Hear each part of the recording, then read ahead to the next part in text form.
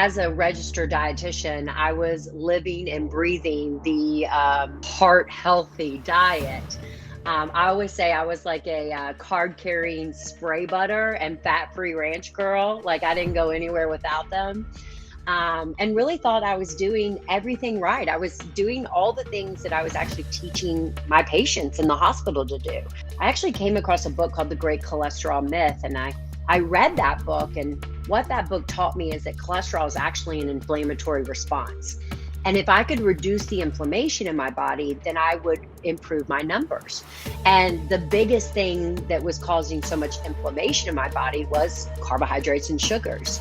When I was so focused on leading a low fat diet, because in my mind, I could eat all the carbs and all the calories I wanted as long as I was eating low fat.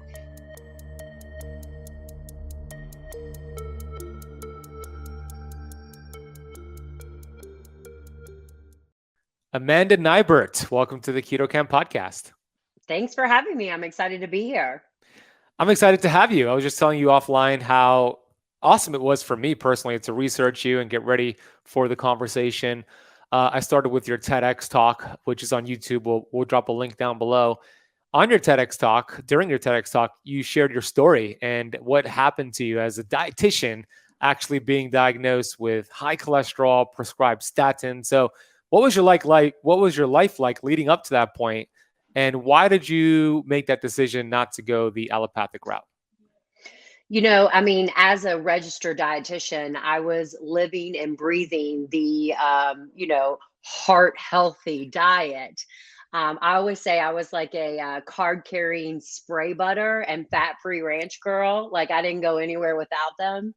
And really thought I was doing everything right. I was doing all the things that I was actually teaching my patients in the hospital to do. Low fat, no eggs, lots of grains, whole grains, and things like that. And yeah, I was at a healthy weight. I was exercising, but lo and behold, I went in for my yearly checkup and my cholesterol was over 300. It was crazy. So you had that appointment and it was kind of like a shock to you because you were doing everything right, quote, right. Yeah. And you had this diagnosis and the doctor prescribed statins for you. But what made you decide not to take that and kind of take things into your own control? Well, at the time, I was 32 years old. I mean, I felt that was really young to be put on a medication for the rest of my life. And I also felt like I was doing all the things I should be doing in order to manage, my cholesterol. So I told her, I was like, listen, give me 6 months. Let me figure out if I can fix this on my own.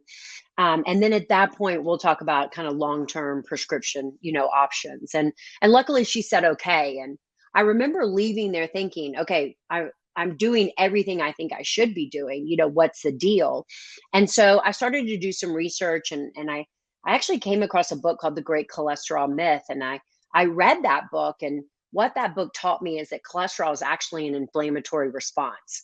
And if I could reduce the inflammation in my body, then I would improve my numbers. And the biggest thing that was causing so much inflammation in my body was carbohydrates and sugars. When I was so focused on leading a low fat diet, because in my mind, I could eat all the carbs and all the calories I wanted as long as I was eating low fat. But when I was so focused on eating, no fat, it really led to the overconsumption of carbs and sugars. And after reading that, it just got me digging. Like, how did we get to these, guidelines, these low fat, heart healthy guidelines to begin with? And I began to do some research. And, what I found out was that, prior to the first set of nutritional guidelines, our obesity rate was flat. It wasn't until we introduced the food guide pyramid in 1977 that we start to see an increase in obesity rates. So there's this correlation with us trying to eat low fat, low calorie, with us just getting bigger and bigger and more unhealthy. What I also realized is that we didn't know a lot about, the endocrine system and how, fat is actually stored versus burned. And, all of these nutritional guidelines were based on a lot of faulty science, bias science, and in addition, a lot of just theory, Mhm. the whole kind of calories out versus calories in versus calories out. So After kind of learning all of that, basically I made changes in my diet, created a little bit more of a balanced approach, didn't fear fat, actually increased a lot more fat into my diet, butter, avocado, eggs, was more conscious of my carbohydrate intake, my sugar intake. And, 6 months later, just by making those small shifts, I was able to reduce my cholesterol to under 200. I love it. And thank you, Ansel Keys, for messing us up for so many years. Yeah. That book is great. I read that book as well, The Great Cholesterol Myth. I love that you decided to take ownership and educate yourself and start to apply what you're learning, because you're so right. It's inflammation. That is excessive inflammation is the culprit. Cholesterol is super important. Our cell membranes are made up of it. It builds our sex hormones. How could it be bad, right? So it makes total sense. And if you reduce the inflammation, you'll normalize, optimize your lipid panel, which is exactly what you did. And then you went on to change your ways, which is kudos to you, Amanda, because not a lot of dietitians and dietitianists and nutritionists and doctors will change their ways because they've been so indoctrinated and they're put in this dogmatic box that they realize, oh, I'm wrong, but they have a decision to make. Am I just going to ignore the evidence, or am I just going to stay in my box? You decided to pay attention to the evidence and actually expand out of that box. Was that hard for you? Was it kind of like a difficult decision to make, to realize that some of the things that you were doing were not right according to the new research? How difficult was that transition? Yeah, it was very hard. I mean, I actually would call myself the renegade dietitian, Mm. I mean, working in a hospital setting, there's multiple dietitians, and every other dietitian again had their spray butter, their fat-free this, all this in their little basket, and I had my butter and my eggs. And initially it was hard because typically someone's not going to listen to a dietitian over their doctor. So whatever your doctor says is, usually the final word. So, trying to convince my patients to see a different perspective with regards to nutrition, it took a long time, but I definitely felt, because of my own experience, and I think that that's where really powerful practitioners evolve from, is they had this own experience, they dealt with this, they walked the path, that I was able to be pretty convicted in, my philosophy kind of moving forward. And, I was also lucky that the science was meeting, me eventually, so now, it's not unheard of for people to think, fat is not bad. Fat doesn't make you fat. Fat fills you up. That helps you lose weight. So over the years, it's gotten a little bit easier. But initially, yes, it was hard. I was very lucky to have a director that believed in me and allowed me to help my patients in a way that we felt like could be beneficial. That's wonderful. And during your TEDx talk, it was a great talk, and you had three steps that you really emphasized. The name of the talk was "The Number One Reason Why Dieters Fail." Amanda Nighbert, TEDx, Grand Canyon University. You had three steps that were so practical that I really enjoyed. I'd love to go over those three steps. The first one was you don't have to be perfect, and you have an 80-20 kind of philosophy. Could you explain that? Yeah. And, going back to my title, I mean, I've been working in the field of weight loss for the last 2 decades. And, what I've finally come to realize over the last, 5 to 8 years is that the number one reason why people fail is the all or nothing mindset. We feel like we have to be perfect in order to make progress. And when we can't be perfect, we choose to do nothing. And that's where people, struggle the most. So my three takeaways for breaking the all or nothing mindset is number one, practicing progress over perfection. So I like to call that the 80-20% rule. 80% of the time, you're fueling your body based on the way you wish to feel and the results you aim to achieve. And 20% of the time, you're living your life with zero remorse and regrets over the foods that you eat. And if you can find that balance, then in most cases you will see progress, because 80-20 creates the most important thing for progress, which is consistency. Mm. So putting that into like real applicable terms would be, if you eat 3 meals a day, that's 21 meals a week. 17 meals a week is 80%. So 17 meals are dialed in, on track, doing what you need to do. And 3 to 4 meals a week are a little bit more flexible, having those discretionary food choices that you don't have often, but allow you to live your life. So the first one was the 80-20 rule. I love it. I'm a big fan of that because let's face it, what's the point of extending your lifespan, but if you're miserable and not able to enjoy yourself and hang out with family and go to a wedding and enjoy yourself? I mean, what is it worth? We want to be able to have it all. And with like an 80-20 approach, I would say I'm kind of like a 90-10 kind of guy personally. I'm like 90% good. And then of course I'll sneak in some things, 10% to enjoy myself. And that works for me. That helps me stay consistent, which is the word that you used. The next tip that you mentioned was learn the power of resetting immediately and dropping the might as well thinking. What does that mean? Yeah. So number two is let me just give you a scenario. Okay. You walk into work Friday morning and there's a box of hot, fresh donuts. And you try really hard to resist eating the hot, fresh donuts because they don't currently align with your health and wellness goals. But you end up having a few. For so many, this triggers the might as well thinking. Well, might as well have nachos for lunch and pizza and beer for dinner because I've already blown it. Mm-hmm. And then for some others, it turns into might as well just eat like an asshole all weekend and start fresh on Monday. And what we have to realize is that that morning of donuts, it absolutely did not make or break your success. It's what you chose to do after the morning of donuts that potentially did or will. So, learning your ability to reset immediately allows you to break this might as well thinking, to not allow your unhealthy choices to spill into the next meal, the next day, the next week. So, if you find yourself at the end of a meal that doesn't align with your current health and wellness goals, instead of saying might as well, learn to reset immediately at your next available meal. Great tip. One of my catchphrases is it's not about the setback, it's about the get back. And I how love fast, that. thanks, Amanda, how fast you could get back that's what's important. I hear a lot of people, and I'm sure you do as well with your audience and your patients. I'm failing at keto. I'm failing at intermittent fasting. I'm failing at this. And if there's one message I want to get out there, it's that failure is not a person, it's an event. And if you learn from it, it turns into wisdom and the failure goes away. And how fast you could get back on a course is what it's about. And it's perfectly aligned with what you're sharing here. So that might as well attitude, that is going to lead you towards a path of frustration and setbacks that are permanent setbacks. You're going to take speed bumps and turn that into stop signs, which we don't want that. So I was like that. I was that kind of person. Messed up during lunch. I had brownies or I had whatever it was. I'm going to just eat dinner like crap. And then that might transfer to the next day. I mean, how many people go through that? So I love that mindset of, hey, forget about it, get right back on track.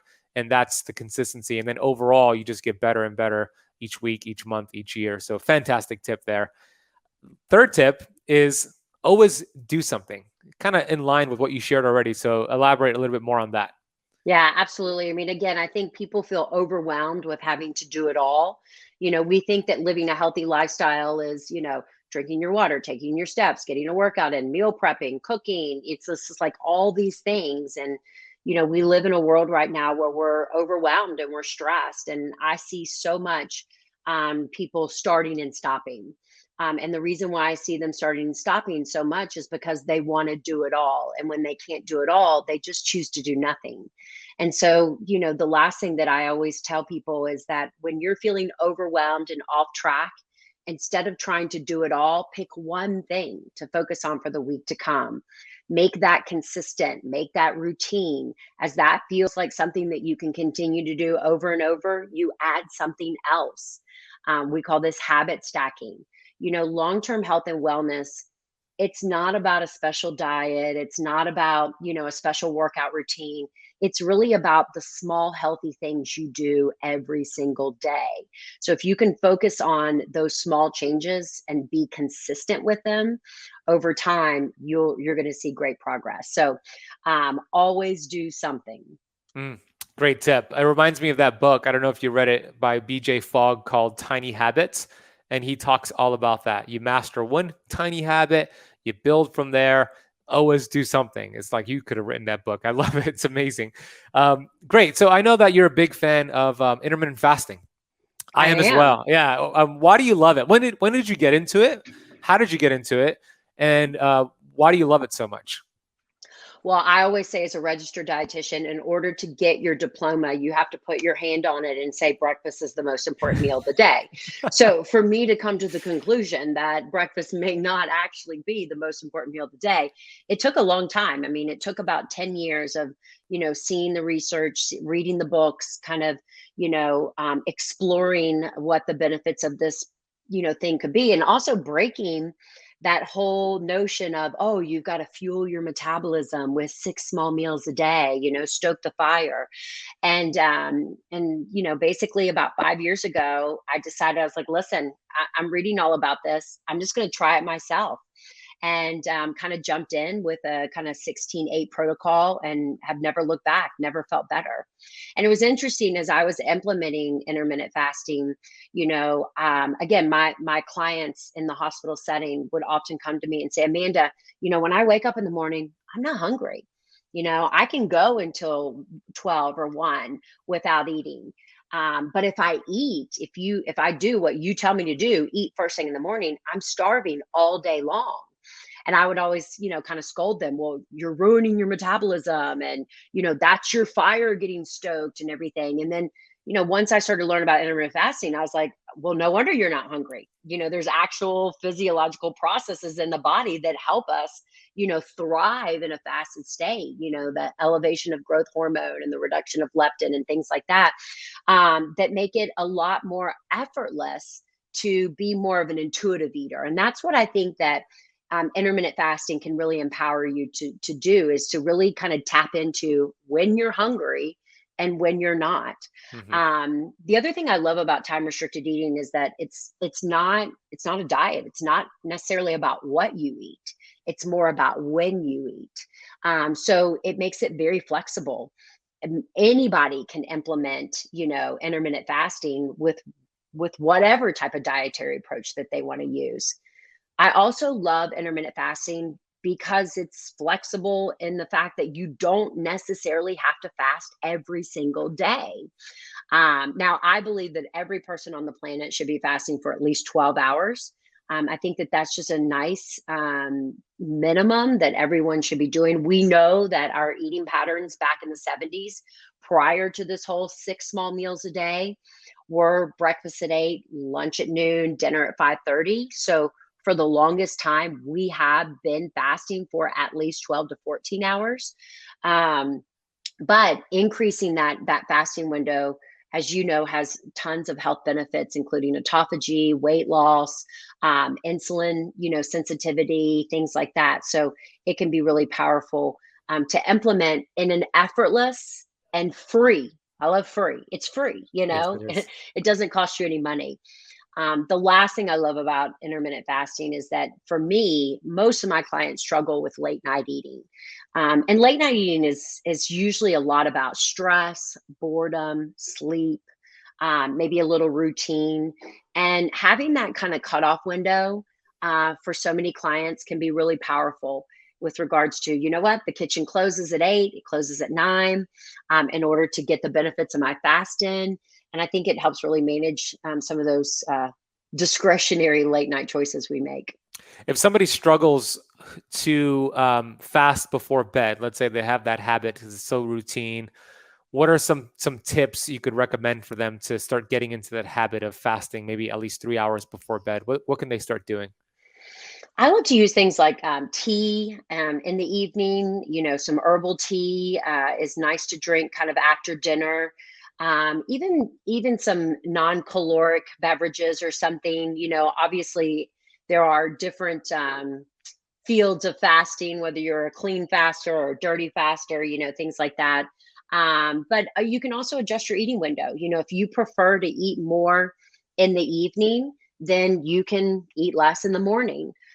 So it's really flexible with regards to how you want to implement that. I always say start with a 12-hour fast and then ease your way into, the protocol that I use the most with my clients is a 16-8. Mhm. I don't know, what's your favorite protocol?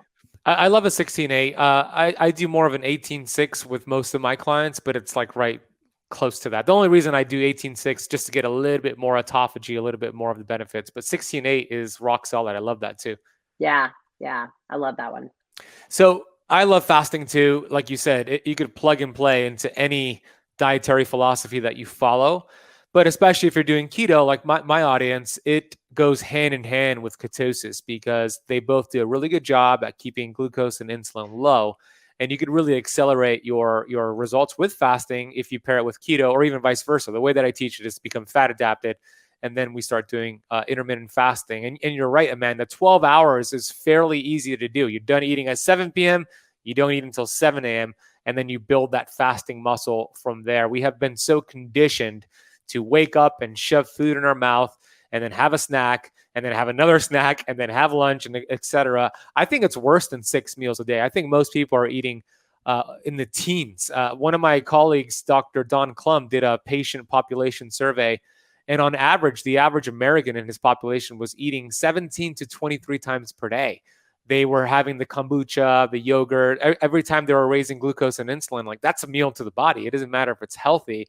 Have you seen that as well when you start working with patients and start getting an idea of how often they're eating, that it's actually more than 6 times a day? Absolutely. For some reason, we want to graze all day long, and again, I think people don't realize the reason why you're eating all day long is because you're not eating till to fullness and satisfaction. When you sit down and eat 200 calories, you're going to be hungry in an hour. We've definitely gotten away from meal times, and we've definitely gotten away from, sitting down and eating a meal. I was on social media a couple of weeks ago, and I was showing everyone my salad that had 700 calories in it. And so many people are like, "Oh my gosh, how do you eat a 700 calorie salad and stay healthy and lose weight?" And I'm like, hello, this is how, because I eat a 700 calorie salad and then I don't eat again until my 700 calorie or 800 calorie or 900 calorie dinner. And, that's still only, 17, 1800 calories a day, which is very conservative. But people are so caloric phobic, they're so carb phobic, they're so fat phobic that I feel like at meal times we're significantly under eating, which leads to more snacking throughout the day. It's also this whole, we're still in that, 6 small meals a day. But like you said, people are eating, every hour and a half. They're eating way more than that. I was astonished. I mean, my son is 15 now. So this was about 10 years ago. But I was shocked that when I sent him to kindergarten, that they had 2 snack periods on top of 1 lunch period. And I'm like, when are we learning? All we're doing is eating all day. And I always say to find 6 healthy things to eat throughout the day is impossible. You know, Usually maybe the first 3 or 4 are pretty healthy, and then the last 2 is Hmm. ice cream and donuts because you've just given up. So I definitely of the same mindset that we need to be sitting down to 2, maybe 1 snack, 3 solid meals a day, and especially to keep that insulin response Yeah. appropriate. Instead of up all day long, it has time to recover. Yeah, well said. I love that because when we think about insulin resistance, it takes years, 10, 15 years to be diagnosed with it. But you could be developing it by doing exactly what Amanda said, even if it's healthy snacks. If you keep bumping up that bully of the block insulin, it's going to lead to insulin resistance. It's going to lead to type 2 diabetes. It's going to lead to a whole host of other problems because let's face it, if you get diagnosed with type 2 diabetes and you don't take care of it, that'll lead to other diseases. It's actually rare. Yeah, it's rare that somebody dies from type 2 diabetes. They actually Oh die yeah, from the degeneration of renal it. disease. Yeah. Yeah, Hmm. renal disease, heart disease, strokes, etc. I'm just gonna fix my camera here because it's getting really dark. So bear with me a second. Yeah, let me make this a little brighter. There we go. That's much better. Okay, there we go. It was bothering me that I'm getting so dark in Yeah, here. Okay, you're back. You're back. You're back. I'm back. Yes. Okay. And here's the thing. I mean, just kind of, piggybacking on that, insulin sensitivity, insulin resistance it's huge right now. It is what is crippling, most people, and they don't even realize it. So, and Yeah. like you said, I mean, it does take years to create that. And it takes just as long to, get that sensitivity back. It does. And if you think about what's happening in the last 18, 20 months with COVID, et cetera, the conversation should really be focused on metabolic health. If we had true metabolic health, it wouldn't be such a big issue. We wouldn't have a pandemic. Honestly, we would just deal with it. The body would handle it.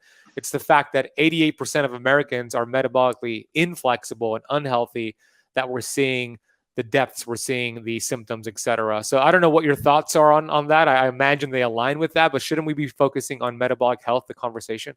Oh, I mean, it's maddening. I think for people in our space, we're just like banging our heads up against the wall over the message that's being put out because it's just completely wrong. Like, here's your free donuts, and Yes. here's your free Burger King or whatever, and it just is missing the point.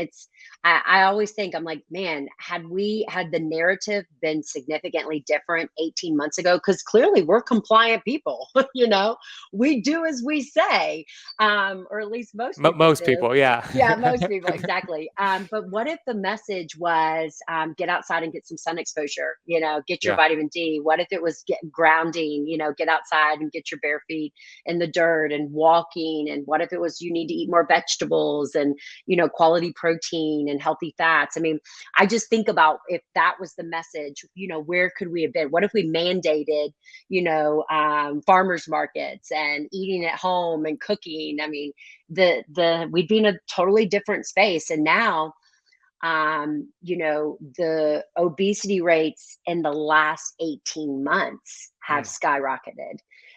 Everyone's health has deteriorated significantly. I mean, we are now way more prone to any type of, disease and virus and everything, more so today than we were 18 months ago. It's very sad, very sad. It's very sad. And I mentioned to you before we hit record that you're doing a great job getting the message out there. And you were like, yeah, it's a big, it's a big challenge. It's a big job, and even more so than ever. So conversations like this, so important. I believe it empowers people. The vitamin D conversation. I mean, that's what the government should be going door to door, honestly, knocking on your door. Let me check your vitamin D. And if you're Yes. below 50, here's some vitamin D to take, and here's a prescription for 30 minutes of sun each day. When I interviewed Dr. Anthony J on my podcast a few months ago, he's a Mayo Clinic scientist. He said from his research, it's almost impossible, he said, to get a cytokine storm from COVID if your vitamin D is over 50. Like, that should be one of the main priorities. Get your vitamin D up over 50. But we also know insulin and vitamin D have kind of this inverted relationship. So you have to also eat healthy, drop the carbs, the processed oils, and then your vitamin D will go up with the sunshine and the supplementation. So I align with that so much. It's so crucial to get that message out there. I want to pause this interview real quick and say thank you so much for reaching this point of the interview. If you're getting any value so far, hit the thumbs up button on this video down below, and check out the subscribe button here on the channel. If you're not subscribed to the Keto Camp YouTube channel as of yet, hit the subscribe button, hit the bell so you're notified when we go live, release a brand new video. We do that 2 to 3 times per week. I want to take a few seconds here to get to the sponsor of this episode, which is Upgraded Formulas. If you're anything like me, you probably spend quite an amount of money on supplements every single month. Wouldn't it be great if you knew you were absorbing those supplements or not absorbing those supplements? What I'm bringing you today is an exciting new opportunity to test the accuracy of the supplementation, the vitamins and the minerals, if they're actually doing what they're supposed to do. After all, you can't be a biohacker without testing, can you? In this case, I'm referring to Upgraded Formulas, upgraded hair test kit and consultation. It's very easy to do this test. It's a kit that's sent to you. You would just use hair from your body. It could be head, it could be body, it could be pubic hair. You send in your hair, and then you get a consultation and you review which supplements you should be taking versus which supplements you shouldn't be taking. How well are you absorbing that? And this will be a great way to discover why you just don't feel so well. Even if you're taking all these supplements, but you still feel tired, you still have symptoms. This will give you the exact picture on what you should do next to correct that issue. I love upgraded formulas. I had Barton Scott on my podcast, the Keto Camp podcast, before. We have an exclusive offer for you to get 10% off your hair mineral analysis kit and any of their amazing supplements, which are highly absorbed. Head to upgradedformulas.com. Use the coupon code BEN10, that is BEN10, at checkout to get 10% off today. We will also drop a link down below for you. That's upgradedformulas.com. Use the coupon code BEN10. All right, let's get back to this incredible interview. Yeah, and we're not talking about radical things that cost a lot of money, you know? I mean, they're very minute shifts in your lifestyle that can make a huge impact in just the way you feel. Agreed.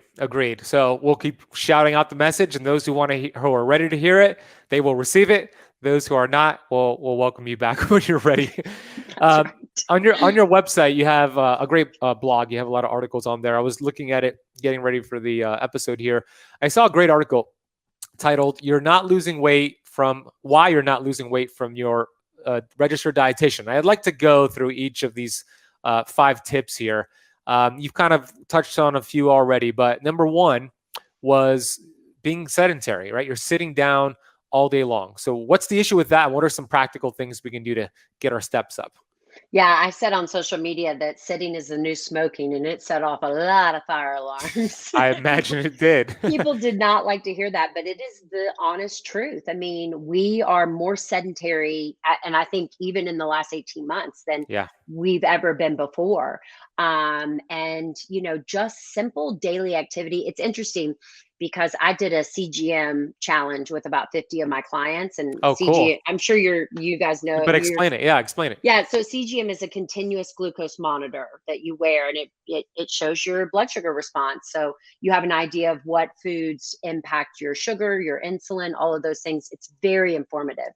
And one of the biggest takeaways we got from wearing a CGM is the power of blood sugar regulation after taking a walk after a meal. Mm. It's incredible. I mean, it is literally night and day. So you can eat a meal and you can go sit on the couch and you're going to have a huge blood sugar spike and, all the things. You can eat the same meal and go take even just a simple 10-minute walk and your blood sugar will be cut in half. Mm. So that's the power of activity. When we eat and lay around, it's going to be a much greater blood sugar response. When we eat and we're active and we stay active throughout the day, our blood sugar is much better managed. That's amazing data. I love hearing that because I've seen the same thing. I didn't see 50%. I saw maybe 20, 25% when I use the CGM on myself. But you're a pretty healthy eater. I'm a pretty healthy eater. Yeah, you're right. I'm not. So you probably have pretty good control. So, correct. Yeah. That is a powerful tip. Look, and that 10-minute walk could be in your apartment. It could be in your house. You just walk back and forth after a big meal. And what's happening, of course, run the vacuum. The vacuum. Maybe you're just washing dishes and standing in place. There's so many things you can do. And the mechanism there is you're activating the GLUT4 transporters, and now you're taking some of that excess glucose and refilling your glycogen stores, using it for energy. If you're a diabetic listening right now, or if you're overweight, you have insulin resistance, that tip right there, 10 to 15-minute walk after big meals could make all the difference for you. And I also want to hear from you, Amanda. How long did you wear the CGM for? Do you recommend it for most people? What are your thoughts on somebody using this? I think it's an amazing tool, the CGM. I agree. I think if every American could wear a CGM for 4 weeks, it would significantly change their eating patterns. I mean, and it's powerful and it's sad because it's a very simple device, but it's not readily available to even diabetics, which is very disheartening. But hopefully that's going to change in the future. I personally wear it at 4 weeks at a time. I've done 3 different sessions. I definitely think that I would recommend wearing it for 4 weeks because I think 2 weeks you get basically like all your data. You learn what the data is, the baseline, and then the next 2 weeks you can actually do some experimenting and kind of play with what you're eating, when you're eating, all of that. But it was super powerful. I now have and so do my clients, have a much better understanding of meal combining, proteins, carbs, and fats, exercise after a meal, before a meal, things that impact their sleep, like you Mm, mentioned, not eating 3 hours before you sleep. I mean, you can see a huge difference in your blood sugar regulation eating right before you go to bed versus, eating that 2 to 3 hours before. So, yeah, it's awesome. I'm it hoping is. to do another one in October. Oh, very cool. I love it. I think it's one of the best tools that we have available to us. And like you said, it is becoming more readily available. Companies like Nutrisense and Levels, you could get it through them. Typically, you have to pay out of pocket if your insurance doesn't cover it, but you don't need it for months or even years. You just Right. need it for a good 30 days, right? 28 days. So two 14-day cycles, Yeah. or a 14-day cycle times two. Is all you need. And it gives you some great data. Also, what stress does to you, if work is stressing you out, look at your CGM. Oh my gosh, you see it spike up 20, 30 points without even eating. You got to master that stress. It's causing an issue for you.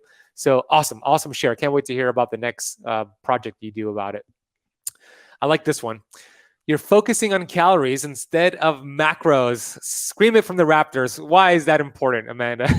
Yeah, I mean, I'm not going to say calories don't matter, but the makeup of your calories matter more. Yes. And that's, we've all just been taught to focus on calories. When you go through the drive-through and you look at that sweet tea, it's only 150 calories. Should So it be doesn't okay, right? feel Yeah. that bad. Hmm. But when you look at how much carbs and sugars it has, now it's got 75 grams of carbs, 75 grams of sugar.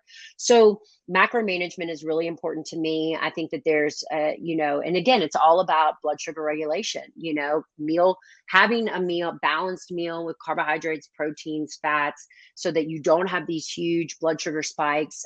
Also recognizing that proteins and fats fill you up. They keep you full. They take much longer to digest.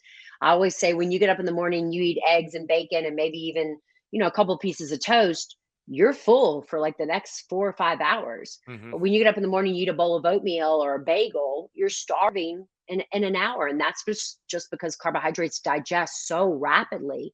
So they leave you wanting more. So definitely making sure that you're getting adequate protein, healthy fats, and the right amount of carbohydrates. Well said. Is there a specific number of how much protein you recommend to your I know it's different for every person, but in general, how much protein do you recommend we get on a daily basis? I usually recommend about 20 to 30% of caloric needs. So it'll vary depending on how many calories you're needing. I definitely think that everybody needs at least half their body weight in protein. I would never recommend a gram of protein per body weight because I think most people are overweight. Yes. So I think that's a little excessive. I mean, in the keto world, we know that excess protein is converted to sugar. So there is such a thing as too much protein. So it's a little balance, but I will say most Americans are not eating enough protein. Correct. Yeah, I agree. And you know what I've noticed, Amanda, in the keto space over the years is that it's almost impossible to eat too much protein on keto to the point where it'll knock you out of ketosis because, like you Really? said, it's so satiating. And yeah, it'll create gluconeogenesis. It's estimated, at least according to Dr. Gabrielle Lyon's research, that for every 100 grams of protein you eat, about 60 grams will be converted to glucose.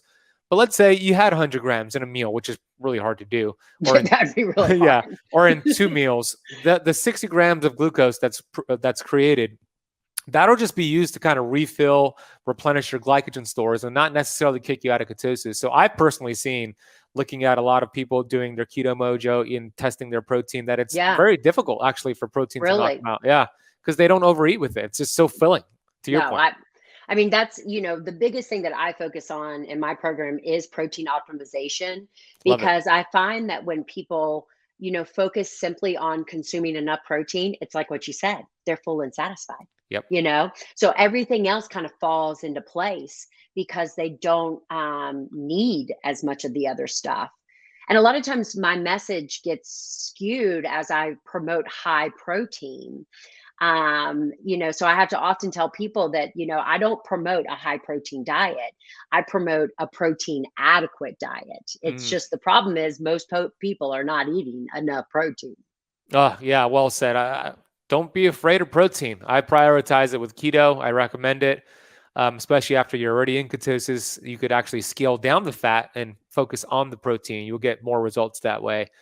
I And the love fact that. the fact that you're adding fasting with the protein, that right there is a perfect balance, because of course, too much protein and eating it throughout the day, too much mTOR, not good. But if you Right. balance it out with autophagy, that is synergistic. It's the balance between autophagy, which is more catabolic, mTOR, which is more anabolic. So I love the message that you preach. We're very aligned there.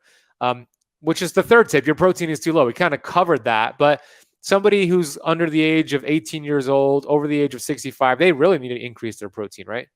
Oh yeah, I mean, definitely. Our protein needs increase as we age. Yeah. Most women think that it's like, oh, my metabolism, reduces as I get older, and it's not really. I mean, yes, your metabolism is slowing down, but the reason why your metabolism is slowing down is due to muscle loss, sarcopenia, and the reason why you have muscle loss is because you're not eating enough protein. Mm. The body doesn't utilize protein as efficiently as we age. So we end up needing more in order to sustain our muscle mass and sustain our metabolism. So definitely, that number increases as your age increases for sure. And we're talking about animal-based protein versus plant-based, right?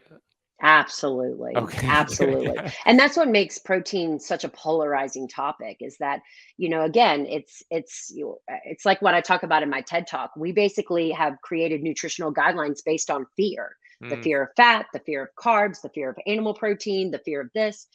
So people are just paralyzed. They don't know what to do, but we as humans need quality animal protein. Mm. Yes. Amen to that. I agree. I mean, the vegan agenda is stronger than ever before. The plant-based movement is stronger than ever before. You have the Beyond Burgers. They're making it very difficult for farmers to actually get their meat out there.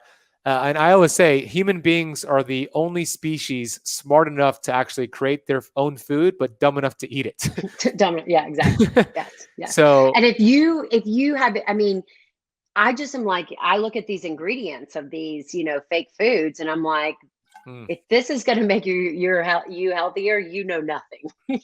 You definitely don't know anything about, rancid seed oils. That's for sure. correct. They get an A+ in marketing, but an F- in actual nutrition. If you just Nutritional. look at the ingredients, I mean, soybean oil, canola oil, soy, it's just toxic frankenfoods. We're not designed to eat that, but their marketing is great.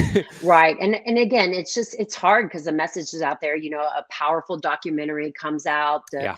that really kind of just makes you think. I mean, it's so biased and one-sided, and you'll have the same thing come out, for the animal and stuff like that. So that's my whole philosophy is just kind of we got to be down in the middle, Yeah.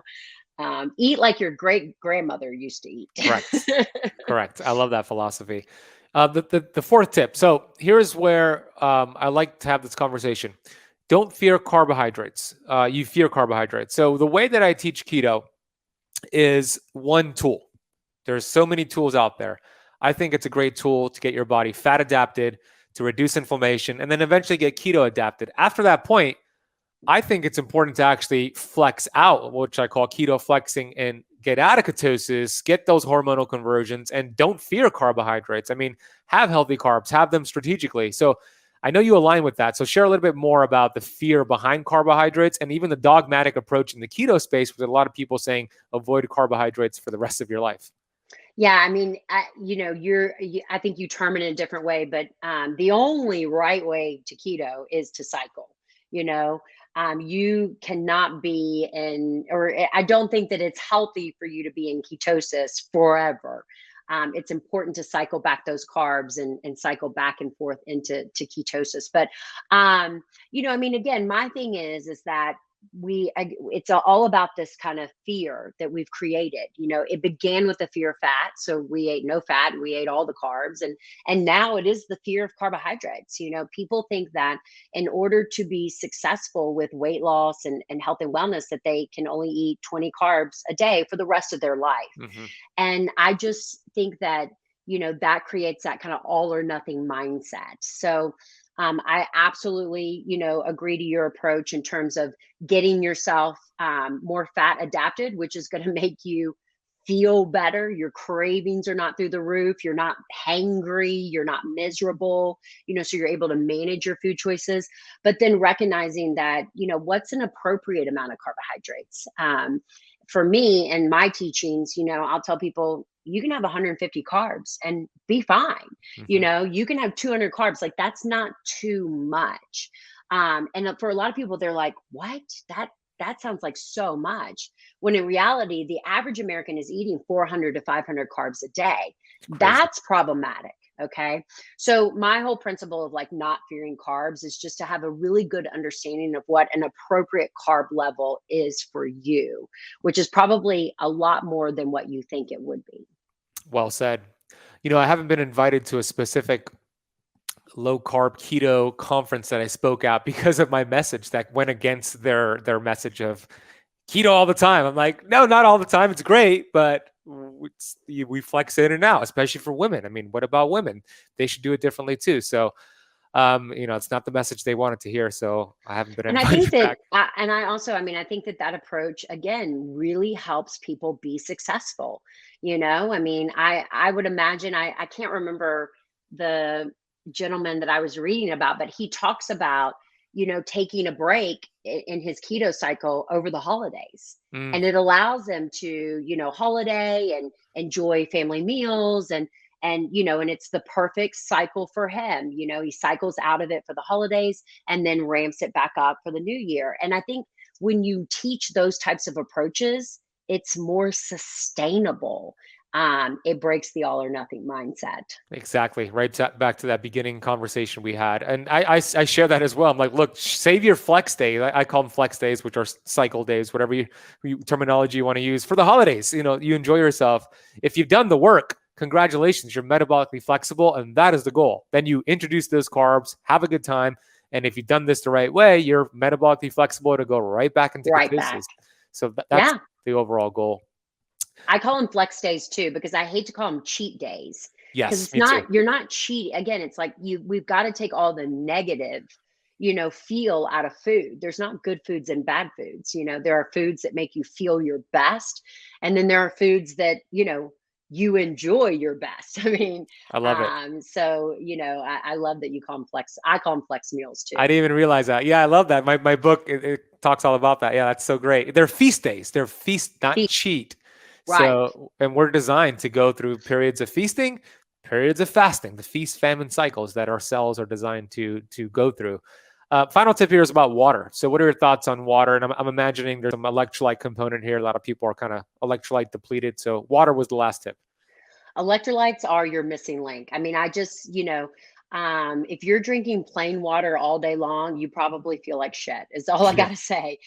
Adding, and I actually learned about electrolytes when I learned about intermittent fasting. I really didn't understand the power of sodium, potassium, and magnesium, within our body until I was learning more about fasting and how to support a fast. So, water hydration is super important. Without adequate hydration, you can't metabolize fat.